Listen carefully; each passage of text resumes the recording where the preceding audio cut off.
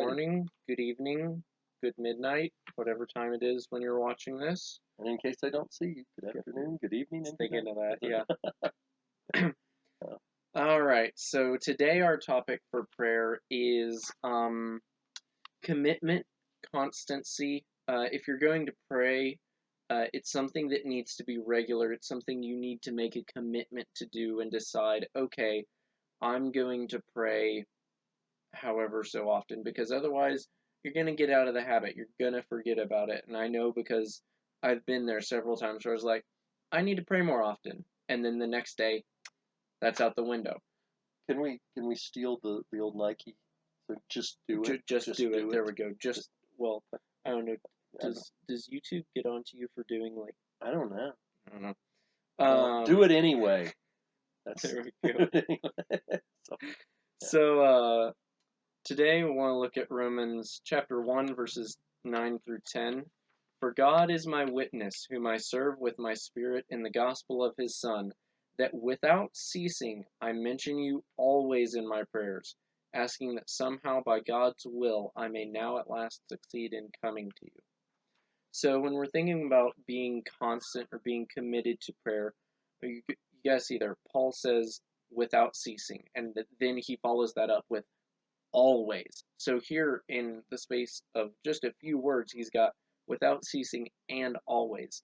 The emphasis there really shows how important it is that we do this constantly, over and over again. That's how important prayer is, that you never forget to do it. And I was talking to somebody just earlier today. I won't name names. You know who you are.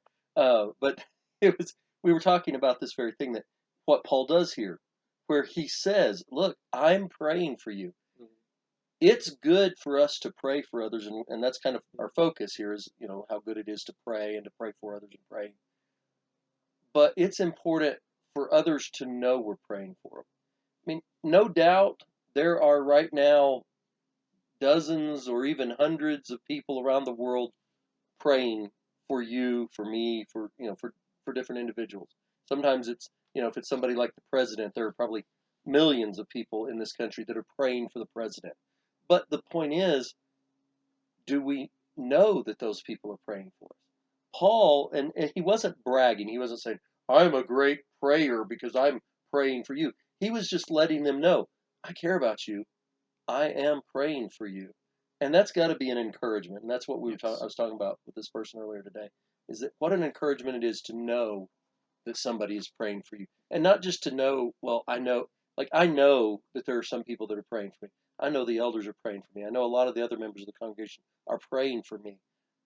But when someone says, James, I'm praying for you, and especially with being the preacher, before I get up to preach, sometimes I hear somebody pray for me, and it's like, wow, that means a lot, because they are praying for me. They're talking to God on my behalf. That's amazing. Yeah. But anyway, that's not really the focus of today's, but just didn't want to miss Shame that. on you, rabbit trail, getting people distracted. Squirrel. There are a lot of them out here, yes. Yeah, we saw several. Literally and figuratively. So another verse we want to look at is 1 Thessalonians 5:17, which I'm sure you're familiar with, even if you don't know it right off the bat. It's the pray without ceasing verse. And I think that's maybe the shortest verse in the Greek. I thought it was Jesus wept. Well, it's in English. Oh, okay.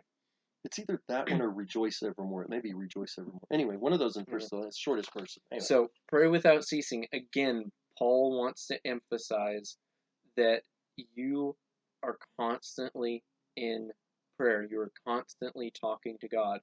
And sorry. I kind of wonder, like, it's a silly question, but why?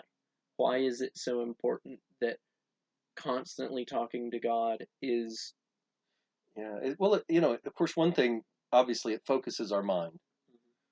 It helps us to realize He's there, no matter where or what is going on in our life.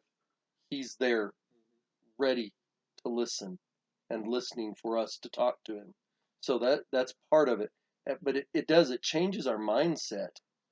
Everything we focus on in life adjusts when we're thinking about it in terms of prayer. instead of me complaining about somebody, I talk to God about it. If instead of griping at somebody, I pray to God about it. If I have that constant, I go talk to God about these problems. There was a business owner. He always said, your complaints about something need to go up the chain of command to somebody who can actually fix it. Yeah. Not. I mean, I can sit here and gripe with this other person all day long, and neither one of us can fix it. So we got to talk to the person who can fix it, and in this case, that's God. But And I'm glad you got to that one, because that was the one that was first on my mind as well.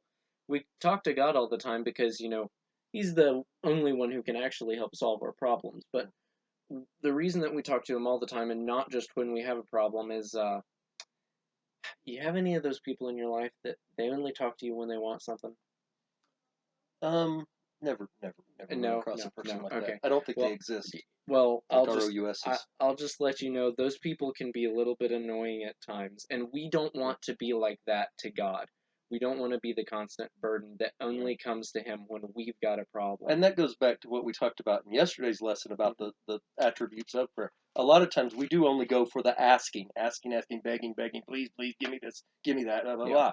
But we don't do the praising and the Yes. thanking, Yes. or even the confessing a lot of times. Yes. And He needs to hear those things from us, and not just all the time asking for something. If you've ever had a whiny child constantly bugging you about something, you know what I'm Glad you weren't talking looking about. at me for that one. I was looking at you right there, and Okay. but yeah, but what does it, when we say in, constantly or without ceasing? I mean, it's not even possible to actually be talking to God well, I mean, obviously we sleep sometimes, but even when we're awake, every waking moment, I'm Well, talking to God. I could never do anything else. I'm So- thinking Paul may have taken this a bit farther than you are, because in 2 Timothy 1, in the second half of the third verse, I don't know how that works, but anyway, 2 Timothy 1 verse 3, Paul says, "I remember you constantly in my prayers night and day." So he's got night and day in there. So Right. who knows? Maybe the guy was praying while he was asleep. Well, when you wake up in the middle of the night, it's a pray. It's like, okay, I'm awake. Before you Might go to as well bed. have a chat with God now. Before you go to bed, pray to God. Wake up in the middle of the night, pray to God. Wake up in the morning, pray to God. In the middle of the day, pray to God. But obviously, I think we understand He does, or hopefully we can understand. Hope we will understand. He does not mean 24 hours a day, 7 days a week, 365 days a year. You are talking to God every second, because sometimes we have to talk to other people. If we are praying all the time, literally like that, we are not doing anything else that we're supposed to do. There are other spiritual disciplines. I think of one time when Joshua was praying, and we may run across this again, but Joshua was praying, and there was sin in the camp. And God's answer to Joshua was, stop praying and get up and fix the sin problem. And so there are times where we need to stop praying to take care of other things. There are times where we need to stop talking to God and open His Word and listen to what He has to say to us, instead of us thinking we got everything to say to Him. There are plenty of times, I know in my own experiences, where I've had some kind of a problem going on, and I've been like, oh, I need to go talk to God about this. And I've just be sitting there basically complaining to Him for however long, and then I'm quiet for a bit, and I realize, what am I doing here? I know good and well what I need to be doing about this. And here I am wasting my time and His, when He's already letting me know what I need to do as clear as He can, and I'm just sitting here doing nothing about it. There's certainly times where studying His Word would help us not have to ask Him about a lot of the things we ask Him about, because He's already told us the answer. My kids are bad about that. They'll ask a question, they haven't listened to the answer, or I've just said something, and then they'll say, "What?" And My I know parents I are never bad do about that too. I never do that. I don't know who your parents are, but I never do that. I don't know who they are either. Who are your parents? So one of the last things that we want to see with constancy and being committed to prayer is, if you're new to this, take it slow.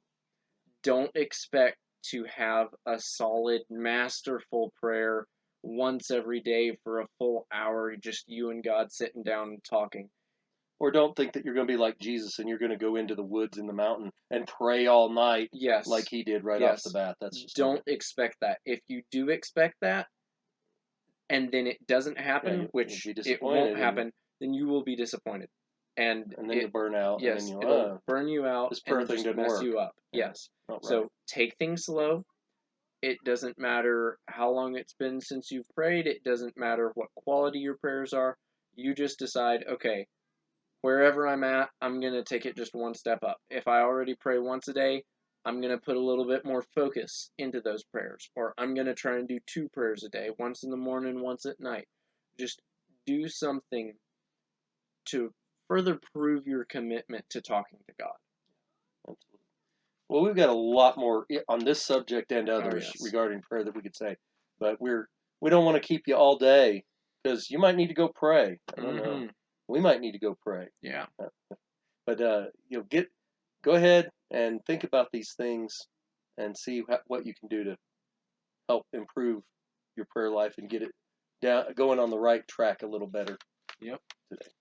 And we will see you tomorrow with another lesson concerning something about prayer. Something about prayer. There's something about prayer. Something about prayer. All right. See ya. Bye.